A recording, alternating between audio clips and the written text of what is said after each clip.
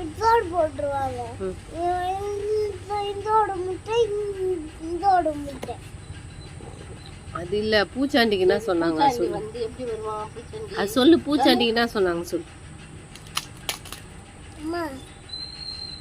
நம்ம அமைதியா பட்டு தூங்கிட்டோம்னா சுற்றுன்னு வந்து தூக்கி போயிடுவாங்க.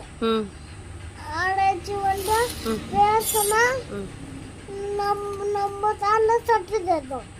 அப்போ நம்ம ஏண்டணும்.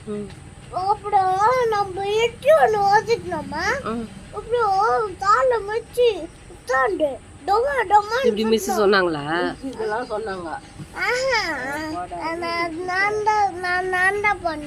மிஸ் சொன்னதை மட்டும் சொல்லு.